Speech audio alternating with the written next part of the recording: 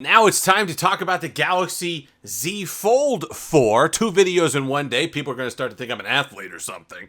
It's very taxing, you know. But once again, the story is trade-in offers. If you're trading in a Fold 2, you get $1,000 off, which brings it down to $799 base. Plus, they're offering the free upgrade in storage. So I was able to get a 512 gigabyte Fold 4 for $799 with the trade-in of the Fold 2. So if you're somebody who has a Fold 2, has an old Samsung lying around, go ahead, click the link in the description. It does help the channel, by the way, and it preserves the pre-order bonuses, those $200 in credits or something like that, if you use the link below. So at least check it out if you're planning on buying one of these anyway. More updates than I thought. It was the outer display, which we knew was going to, or at least I thought was going to be a change, and it is. It is a bit wider, which is nice, and a few millimeters, yeah, but as we learned, those of us who are keyboard enthusiasts or keyboard phone enthusiasts, a few millimeters makes a difference in a typing experience. I wish the Unihertz Titan Slim were 2 or 3 millimeters wider, and that's what you get on the Fold 4 outer display. You get that little bit wider, which is quite nice. I think it'll make it a lot more usable. The other things were interesting in that I think there were changes associated with Android 12L when you get that, where they had that dock when you were using it for multitasking, and kind of allowed an easier multitasking experience. And that's something that I was looking forward to them taking advantage of, kind of differentiating this device a bit more from just a giant cell phone or a giant regular slab phone, and make it more of a hybrid between phone and tablet. Give you some usability on the inner display that you wouldn't get from just any other device. You know, there's really no reason to have a fold device if you just have your S22 Ultra and you're happy with the size of that display, because I really didn't multitask. I never liked the way it worked on my Fold 2 or the Fold devices. I know a lot of people from the videos that I've done have commented that you didn't like the multitasking experience, but they've made it easier. They've added that bar, so when you open up an app, there's a bar down below. You could quickly just drag another app over, open up multitasking, have 3 at the same time. It gives it a little bit wider on the inside. It makes it a more palatable multitasking experience. It's something that you actually do.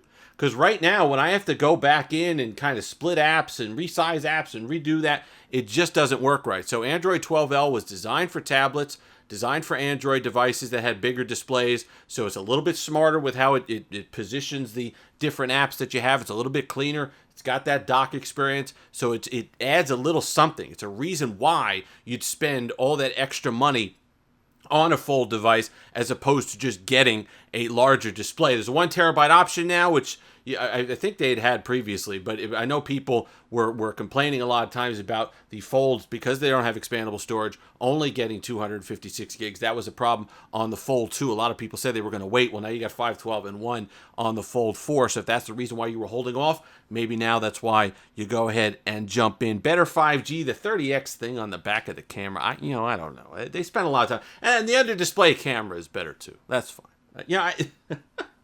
I can't get excited about that. I'm more excited about the minor refinements when you talk about multitasking and then the outer display. Water resistance is nice. I never really had a problem with it anyway, but to be the first, I guess the first foldable with some sort of water resistance is a bonus. So if you're somebody who gets a little nervous, they're expensive devices, I don't blame you.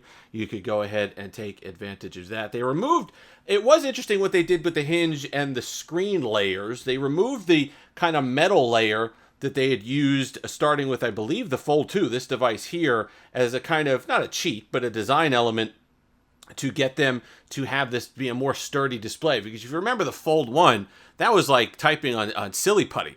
Basically, it was just the plastic outer layer there, and then you was just kind of mushing your way through the device. So people didn't like that experience. I don't blame them, and it was probably not a very durable experience. So they added that kind of metal layer with the ultra thin glass in order to add some stability to the typing experience and just durability to the screen itself. So they've been able to remove that. It's more of like a fiber weave or whatever they got going on there, and that's fine.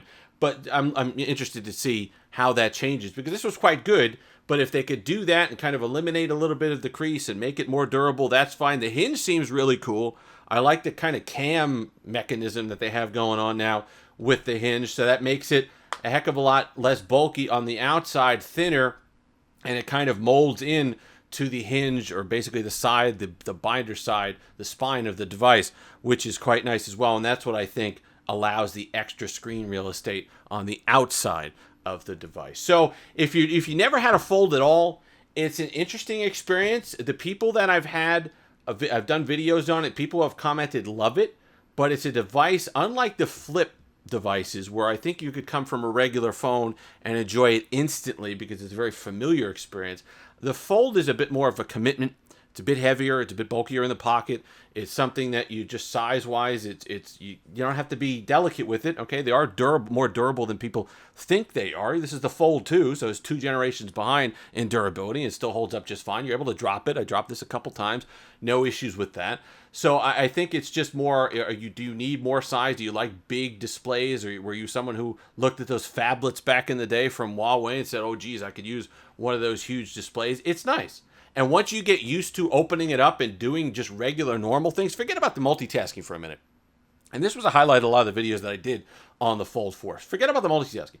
Just doing regular phone stuff on the inside of one of these displays is enjoyable. And once you start doing that, it becomes a heck of a lot more difficult to go back to a regular slab device or a smaller display, because you get spoiled. Simple things. Twitter feed. You go on there, you start scrolling on Twitter, you see all these posts, you're like, man, this is an awesome experience. You go with Instagram isn't, because they don't have optimized for it, but Facebook, Discord with friends, you could keep the server list on one side, you could keep the chat list on the other side. WhatsApp, just the daily apps that you use already, it gives a that much better experience with it. So $17.99. They didn't increase. There were rumors that they were going to increase the prices of both. It appears that they didn't. Take advantage of the link in the description. It keeps the pre-orders. I believe the aggressive trade stuff is only for the pre-order period. So after August 26th, you no longer get that. So that's something to keep in mind. But if you've been looking forward to one, if you've been holding off, if you're happy with your regular phone and you want to try a foldable, maybe try a Flip 3. But if you're somebody who's been thinking about a Fold for a couple of generations now, maybe you have an old Samsung lying around, get the $300 trade-in boost bonus or whatever they're calling it, might be time to go ahead, because the outer display is what makes the difference. Even if you're uncomfortable or it takes you a while to ease in to using the inner display for things because of the size, because of the fact you got to open it up, and if you're out and about, whatever it is, the outer display changes that little bit. Those few millimeters wider will make it an easier transition for you, because you could do a lot of the stuff that you'd normally do on your device just on the outer display. And when you're comfy, when you're sitting down, when you're at home, you could go ahead, open that inner display, and get all the goodies that come with that. If you've made it this far, like, comment, subscribe, all that fun stuff. Until next time, have that Steve-licious day.